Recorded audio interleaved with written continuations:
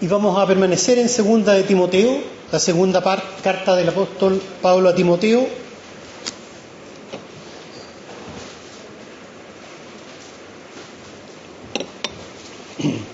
Vamos a leer el capítulo 2 de los versículos 1 al 7. Segunda de Timoteo 2, del 1 al 7.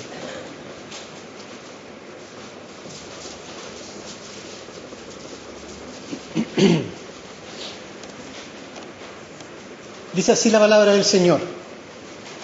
Tú pues, hijo mío, esfuérzate en la gracia que es en Cristo Jesús. Lo que has oído de mí ante muchos testigos, esto encarga a hombres fieles que sean idóneos para enseñar también a otros. Tú pues sufre penalidades como buen soldado de Jesucristo. Ninguno que milita se enrede en los negocios de la vida a fin de agradar a aquel que lo tomó por soldado. Y también el que lucha como atleta no es coronado, sino lucha legítimamente. El labrador, para participar de los frutos, debe trabajar primero.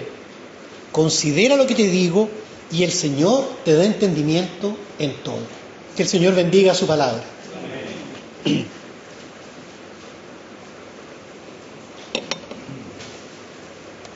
Amados hermanos, estamos frente a una carta que es la última carta escrita por el apóstol Pablo. De lo que es su ministerio, de todo lo que podemos saber de él a través del libro de los Hechos, de las cartas que le envía, esta es la última y la hace a su hijo espiritual, que es Timoteo. Un hombre que le había acompañado, que le había seguido sus instrucciones, su enseñanza, al que se le había podido encomendar trabajos, y él había sido, Timoteo, un obrero fiel. Timoteo se había mostrado que él había permanecido fiel a la enseñanza del apóstol Pablo. Por eso empieza con esta expresión: tú pues, hijo mío. Dice en otras partes el apóstol Pablo que Timoteo es un verdadero hijo en la fe. Es un fruto del trabajo del apóstol Pablo. Y el apóstol envía entonces esta epístola ya pensando en su partida. Esta epístola tiene como telón de fondo ya al apóstol Pablo sabiendo que va a ser sacrificado. Si ustedes me acompañan en Timoteo 4, en el versículo 6, nos entrega el contexto podríamos decirlo de alguna forma existencial, del cual está escribiendo Pablo. Fíjense lo que dice: porque yo ya estoy para ser sacrificado y el tiempo de mi partida está cercano. Pablo está preso en Roma enviando esta carta. Él sabe que va a ser sacrificado. Él sabe que le queda poco tiempo, pero quiere enviar este último mensaje a su hijo espiritual Timoteo. Él está preocupado por Timoteo. Él en carne propia ha vivido las persecuciones, las angustias, las incomprensiones, todo lo que debe vivir un discípulo de Cristo. Él en carne propia ha sido apedreado, ha sido expulsado de las sinagogas, ha sido condenado, ha sido llevado a los tribunales. Es decir, a estas alturas el apóstol Pablo, preso del Señor, sabe perfectamente lo que le espera a Timoteo. Sabe perfectamente que si Timoteo sigue siendo fiel como él le está pidiendo, él va a tener que enfrentar penalidades, va a tener que enfrentar persecuciones, va a tener que enfrentar dolores. Él está escribiendo desde su vivencia, pero pensando en Timoteo, preocupado por Timoteo. El apóstol Pablo, inspirado por el Espíritu Santo, sabe perfectamente qué le espera a esta iglesia que están haciendo. En ese contexto, entonces, es que el apóstol Pablo hace estas recomendaciones a Timoteo. Los años posteriores a esta carta van a ser años de grandes persecuciones para la iglesia. Miles de hermanos nuestros van a morir por causa del Evangelio, como han seguido muriendo y como mueren hoy por causa del Evangelio. Muchas veces, al vivir en una sociedad que nos permite predicar libremente y cada vez menos la palabra del Señor, nos olvidamos que aún hoy hay miles de hermanos que mueren, se sacrifican y son perseguidos por la predicación del Evangelio. Ese es el precio del Evangelio. Ese es el precio al que está llamando Pablo a Timoteo. Yo sé lo que te espera, yo sé lo que viene para ti, pero yo te hago estas recomendaciones. ¿Y qué le recomienda el apóstol Pablo a Timoteo? En primer lugar le dice, esfuérzate en la gracia que es en Cristo Jesús. Esfuérzate en la gracia que es en Cristo Jesús. ¿Cuánto esfuerzo necesitamos en nuestras vidas? ¿Cuántas cosas que queremos anhelar? ¿Cuántas cosas que queremos lograr? ¿Cuántas cosas que están a nuestro alcance? ¿Cuántos de nuestros planes? ¿Cuánto de eso que está ahí en nuestro futuro depende de un esfuerzo? ¿Cuánto este mundo nos ha contaminado diciéndonos que todo depende de nuestro esfuerzo? ¿Cuántas veces cuando estamos en aflicción, cuando tenemos dificultades, cuántas veces nosotros no miramos a nosotros mismos buscando fuerzas para hacer frente a la adversidad? ¿Cuántas veces frente a la batalla espiritual en realidad lo que hacemos es contabilizar las fuerzas propias para enfrentar al enemigo?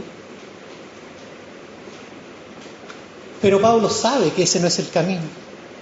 Pablo sabe que en nosotros no está la fortaleza para vencer las dificultades que están delante nuestro.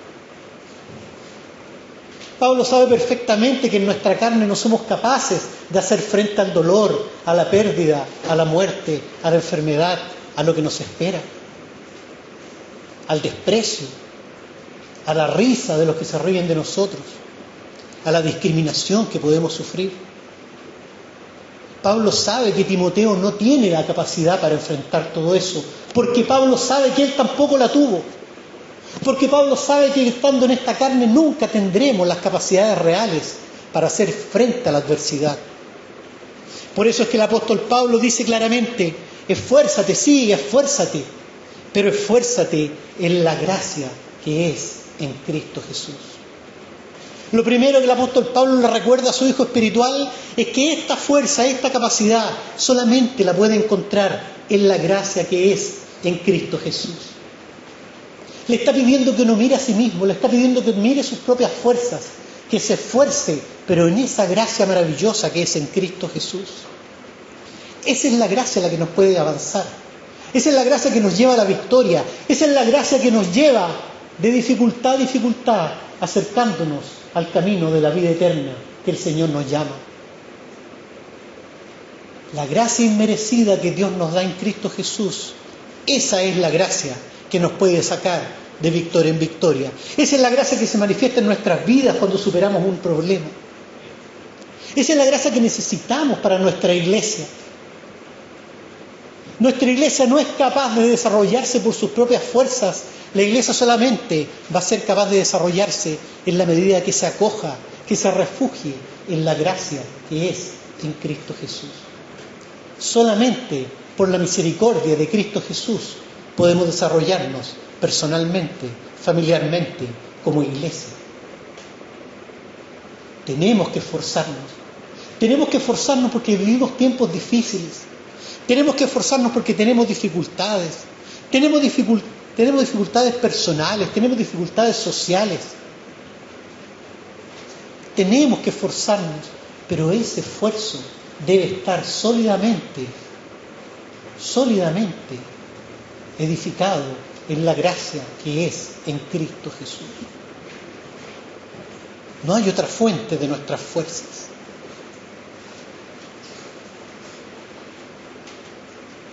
No con espadas ni con caballos, mas con tu Santo Espíritu nos dará la victoria el Señor.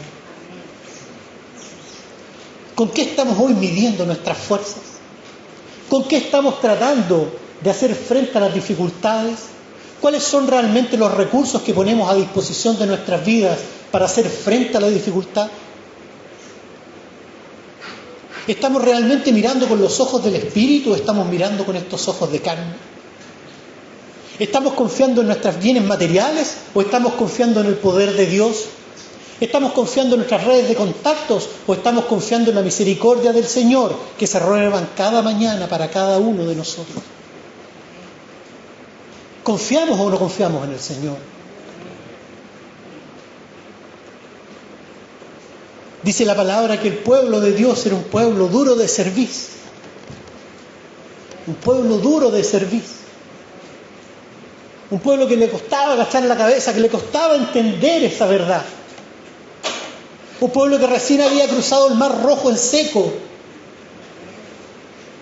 El Mar Rojo lo cruzó en seco y un día después se rebelaba contra el Señor. Nosotros hemos visto la gracia del Señor derramarse en nuestra iglesia. Nosotros hemos visto cómo el Señor bendice a las familias de esta iglesia, cómo nos cuida, cómo nos protege. Nosotros fuimos testigos esta semana de lo que el Señor hizo en la vida de nuestra hermana Yael. ¿Somos acaso tan duros de servir, de no darnos cuenta que el Señor nos sostiene de su mano? Que es la gracia del Señor Jesucristo la que nos tiene en pie. Mira a tu familia, mira a tu casa, mira a tus hijos. Glorifica el nombre del Señor, porque el Señor los mantiene en pie. Porque el Señor nos lleva con su mano. Esforcémonos en la gracia que es sola y únicamente en Cristo Jesús, nuestro Salvador. Eso es lo que le recomienda el apóstol Pablo a Timoteo. Ese es el esfuerzo que quiere que haga. ¿Y para qué quiere que haga ese esfuerzo? ¿De qué se trata esta encomienda que le está entregando el apóstol Pablo a Timoteo? Se trata entonces de predicar el Evangelio. Fíjense lo que dice el versículo 2, si me siguen en la lectura. Lo que has oído de mí ante muchos testigos, esto encarga a hombres fieles que sean idóneos para enseñar también a otros. El Evangelio no es ni más ni menos que la transmisión ininterrumpida de las maravillas de Cristo, generación tras generación. Fíjense la lectura que hacía la hermana en el libro de los Hechos. Este mismo Pablo que le transmitió a Timoteo había recibido en Damasco. El Evangelio es una transmisión. ¿Cómo creerán si no hay quien les predique? Dice la palabra del Señor.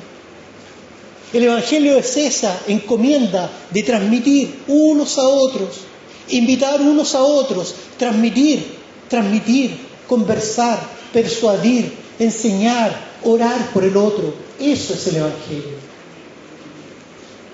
Si hay una iglesia aquí en el 2023 en pie, ha sido porque desde que el Señor resucitó ha habido hombres y mujeres fieles que han transmitido el milagro de la resurrección de Cristo generación tras generación hasta llegar a ti, hasta llegar a mí.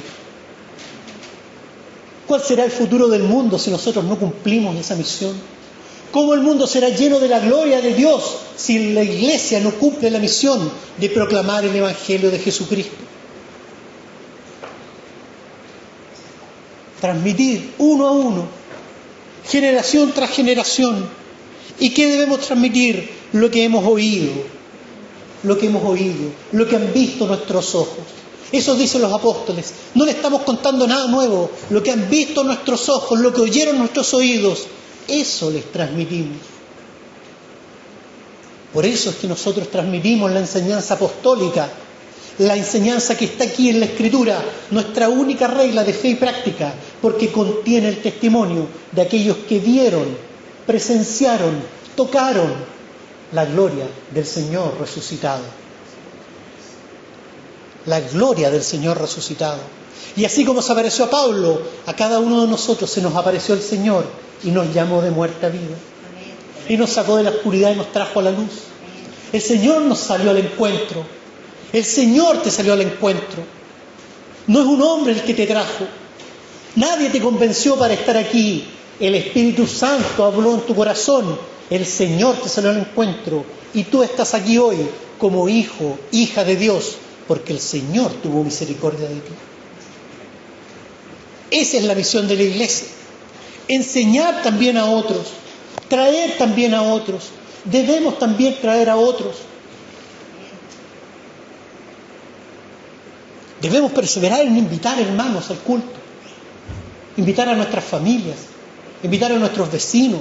Traer visitas. Este es el lugar para escuchar la palabra del Señor. Este no es un círculo cerrado. Este no es un club. Esto no es una logia. Esto es una iglesia abierta a todo el que tiene necesidad. El mundo tiene sed de Dios. El mundo tiene sed de esperanza, el mundo tiene sed de vida eterna, pero ¿cómo beberán si no los traemos a la fuente de vida eterna que es Cristo el Señor? ¿Dónde estamos cavando nuestras cisternas? ¿Qué agua estamos ofreciendo al mundo? Timoteo está siendo encomendado a entregar testimonio de la fe, a seguir este sistema ininterrumpido de testimonio que empezó con Pablo, siguió con Timoteo y llega hasta cada uno de nosotros. Lo que has oído de mí ante muchos testigos, esto encarga a hombres fieles. El Señor quiere que seamos fieles en transmitir su palabra, fieles en el celo, fieles en la legitimidad de lo que transmitimos, que sean idóneos para enseñar. Por eso nosotros decimos que el discípulo de Cristo es una persona en constante aprendizaje, pero también es un profesor permanente. Siempre estamos aprendiendo, siempre hay algo más que aprender de este universo, de este océano infinito de sabiduría que es la Biblia. Pero también siempre tenemos que estar enseñando, porque este océano infinito no es para ahogarme yo solo, no es para satisfacerme yo solo, es para distribuirlo, para entregar esta agua viva a los que no la tienen. Es un pozo que mientras más sacamos, más produce. A eso está siendo llamado Timoteo. Un hombre fiel, un hombre que entregó su vida al Evangelio. A eso está siendo llamado Timoteo.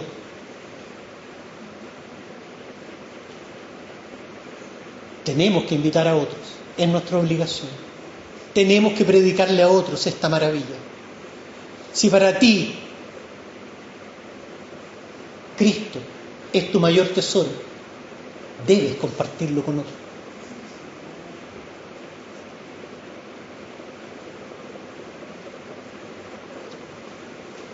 Y posteriormente el apóstol Pablo, para cumplir entonces esta misión de predicar,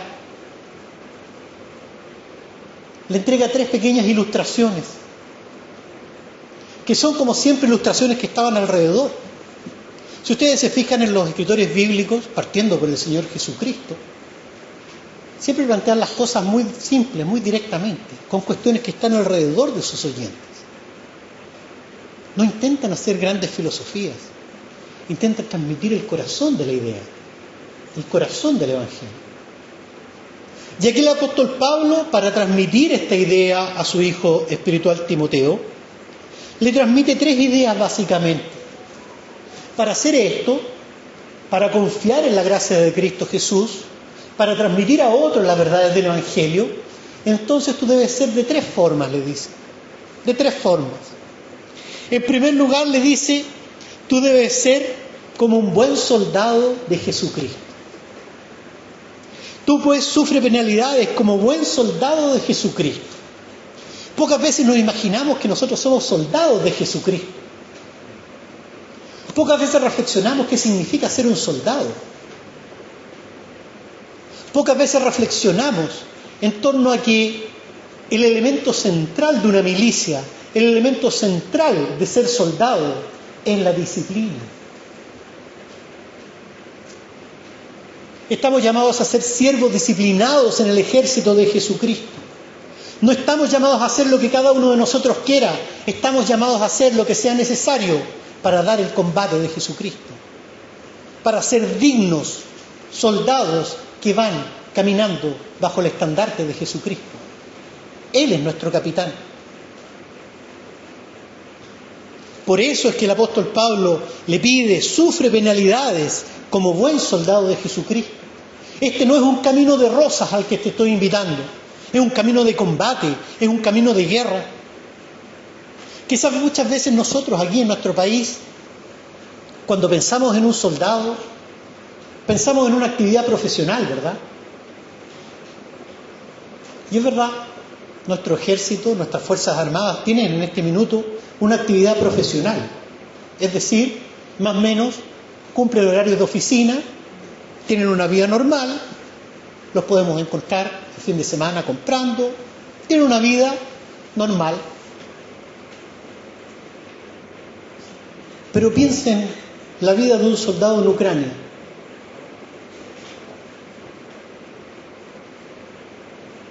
La concepción que tengamos de ser soldado de Cristo dependerá si es que entendemos realmente que nosotros, al igual que un soldado en Ucrania, está en una lucha.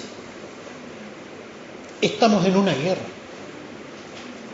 Pero seguimos actuando como soldados en tiempos de paz.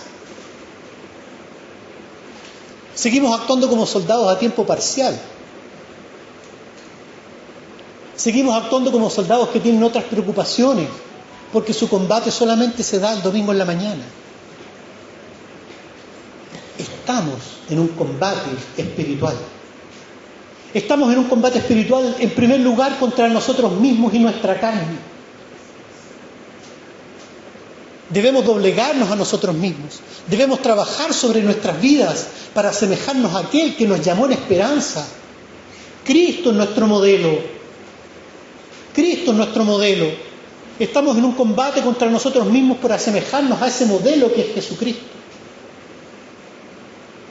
Estamos en un combate en este minuto contra las fuerzas del mal, contra el príncipe de este mundo. Prendan la tele, vean las noticias. Prende el Festival de Viña y vean en qué se entretiene la gente.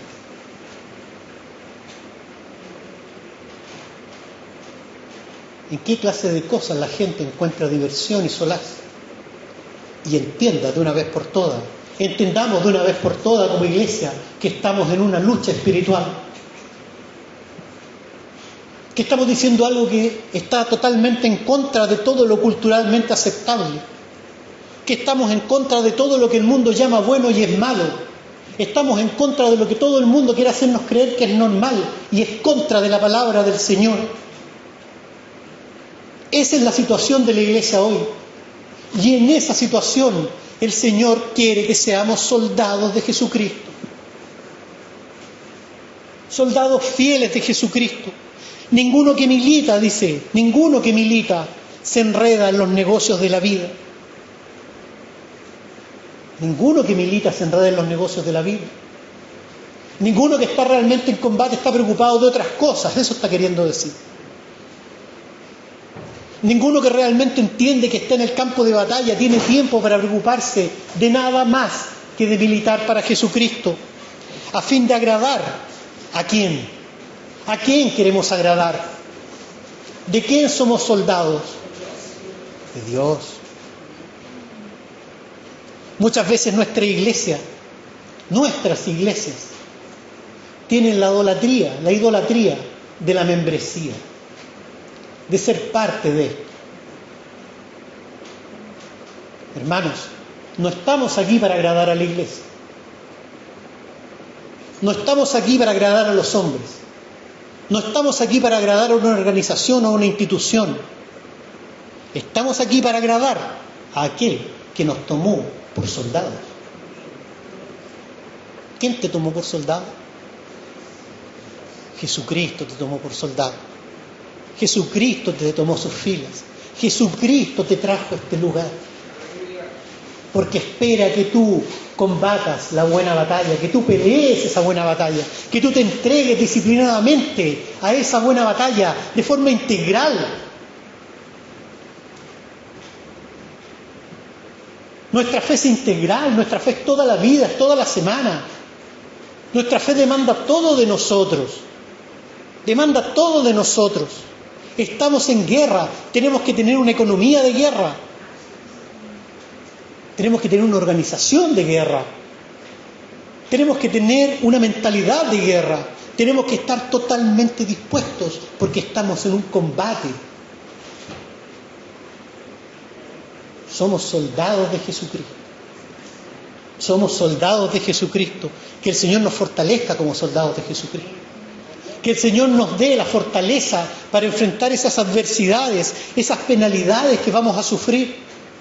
Porque ninguno que es llamado a una guerra está siendo llamado a algo agradable. Estamos llamados, cuando somos llamados a una guerra, a enfrentar la muerte, el peligro, la pérdida, la destrucción. Eso es una guerra. Eso es una guerra. Pero nosotros tenemos este capitán maravilloso que va delante nuestro, que nos fortalece, que nos da las armaduras que necesitamos, que abre el camino para nosotros. Lo que nosotros tenemos que hacer es ponernos a disposición de la milicia de Jesucristo. En segundo lugar, el apóstol Pablo ocupa otra visión que seguramente era común para Timoteo, era común para todos los oyentes en este minuto, dentro del Imperio Romano. Dice que el que lucha, pero en este caso dice el que lucha como atleta. Fíjense qué hermosa alegoría está haciendo. El que lucha como atleta no es coronado, sino lucha legítimamente. De esos tiempos, todos sabemos, ya vienen las Olimpiadas, ¿verdad? Nacieron en Grecia, en esa cultura greco-romana. Y el premio era una corona de laurel. Hoy en día entregan medallas de oro. En ese tiempo, el premio era muy sencillo, una corona de laureles. Ya eso nos está mostrando. Tenemos una corona que nos espera. Tenemos una corona que nos espera. Este combate tiene un fin, y ese fin es nuestra victoria. Esa corona es la vida eterna. La corona de vida que el Señor nos dará. Pero para luchar legítimamente tenemos que estar siempre, permanentemente, preparándonos como atletas. Tenemos que tener la disciplina y la pureza de un atleta. Tenemos que preparar nuestros cuerpos, nuestros espíritus, nuestro entendimiento, nuestras emociones.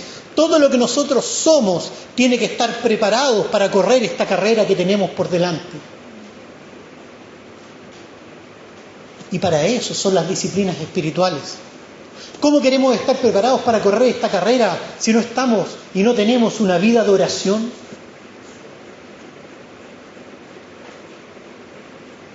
Conversábamos con mi hermano. Hoy en día, si ustedes ven las noticias, se dice que hay un avivamiento en Estados Unidos, en una universidad estadounidense. Un avivamiento. ¿Cuánto necesita este país un avivamiento? ¿Cuánto necesita este país que el nombre de Cristo vuelva a ser glorificado públicamente? Que la Iglesia pueda levantar el estandarte y decir, sí, aquí está Cristo iluminando el mundo perdido. Pero ese avivamiento nace de la oración.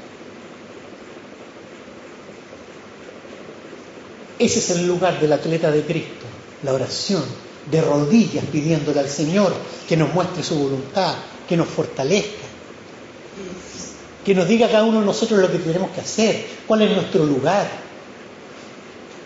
Tenemos que leer la palabra del Señor. Sin la palabra del Señor estamos secos, sin la palabra del Señor estamos perdidos, sin la palabra del Señor somos ciegos, guías de ciegos. Solamente podemos entender lo que el Señor quiere de esta iglesia. Solamente podemos entender la voluntad del Señor para la vida de cada uno de nosotros si tenemos un apego permanente a la palabra del Señor. Tenemos que capacitarnos como atletas. Tenemos que ejercitarnos como atletas. Tenemos que ejercitarnos en la alabanza. Tenemos que alabar al Señor. Tenemos que hacer devocionales en nuestras casas. Tenemos que hacernos responsables por nuestras familias. Tenemos que prepararnos para esta carrera que tenemos por delante. Pero tenemos que hacerlo legítimamente, con las armas que el Señor nos ha dado. Con los ejercicios que el Señor ha puesto a nuestra disposición.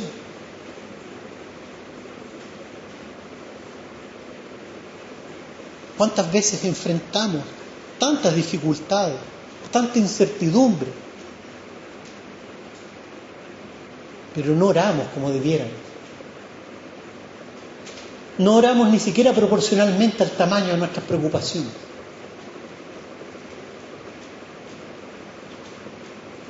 El atleta se prepara legítimamente se prepara permanentemente para el combate, se prepara para correr esa carrera. Debemos prepararnos para el Señor. Debemos intensificar como congregación las disciplinas espirituales, la oración, la lectura, el devocional, el ayuno. ¿Estamos realmente como siervos que busca las aguas, buscando la presencia de Dios para nuestras vidas? ¿Cuánta necesidad tenemos de la presencia del Señor en nuestras vidas? Si queremos ser coronados, debemos luchar legítimamente, con las armas que el Señor nos entrega. No nos interesa luchar con otras armas. Hay otras armas con las que luchar, sí, hay otros que luchan con otras armas.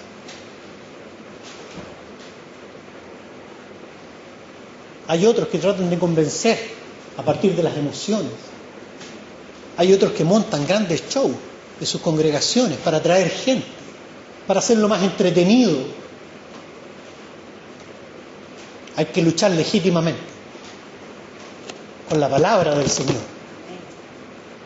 Con la palabra del Señor. Y en tercer lugar, Pablo ocupa una imagen que ya el Evangelio la ha desarrollado permanentemente. Ya los profetas la habían desarrollado permanentemente. El labrador, para participar de los frutos, debe trabajar primero. Hermanos, que esta es la esencia del trabajador cristiano. Esta es la esencia de la vida cristiana. Queremos bendición, queremos fruto, queremos que nos vaya bien, queremos que nuestra familia esté sana, queremos que esté protegida, lo queremos todo. Pero ¿qué estamos sembrando? ¿Cuál es la semilla que estamos arrojando al camino? El labrador, para participar de los frutos, debe trabajar primero. Si queremos frutos para nosotros, si queremos frutos espirituales, debemos primero trabajar. Muchos esperan que la iglesia esté bien, sin problemas, para venir a la iglesia. Si la iglesia tiene problemas, este es tu lugar para trabajar. Y entonces verás el fruto.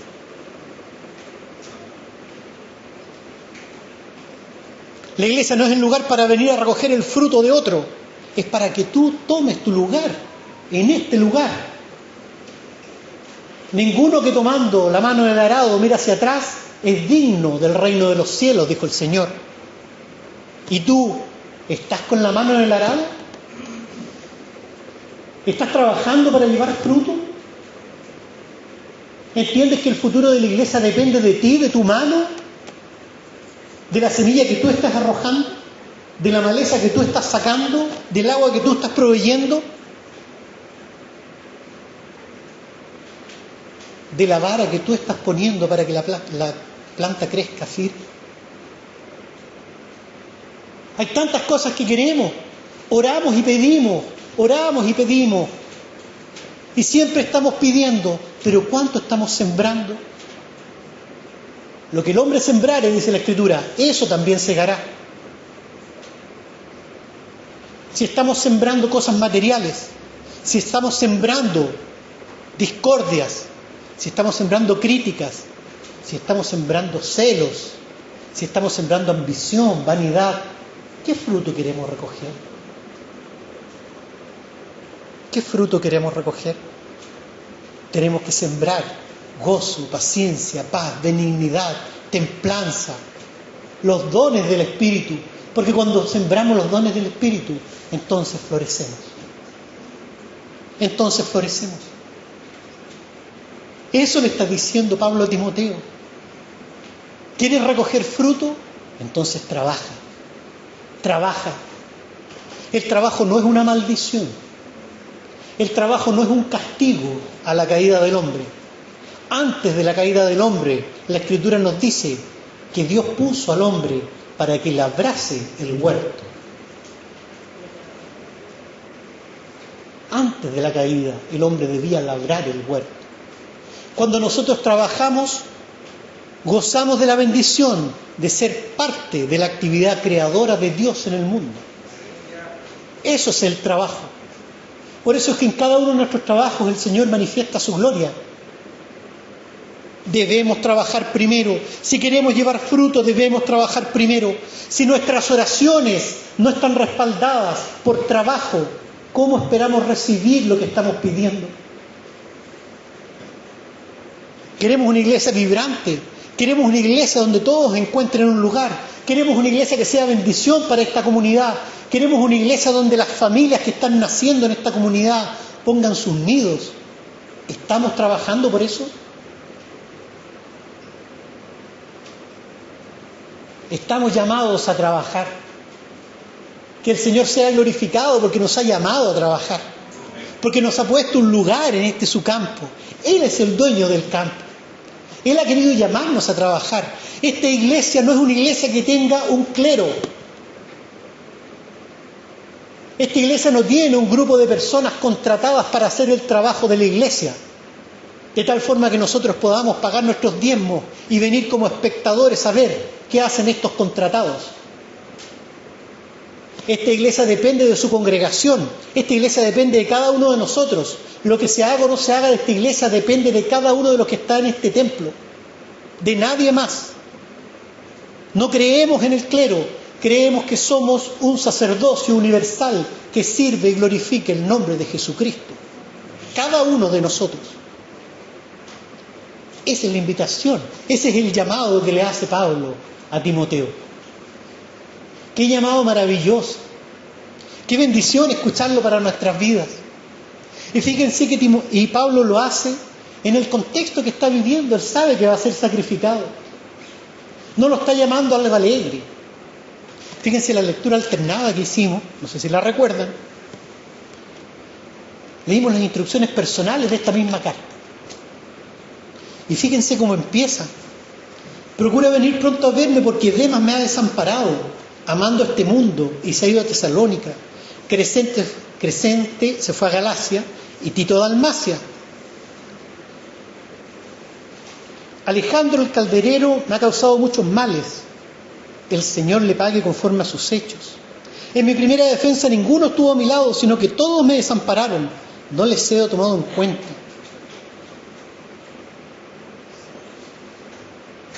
Esa es la situación en la que Pablo está haciendo esta recomendación a Timoteo. No está en su casa tranquilo. Está encadenado.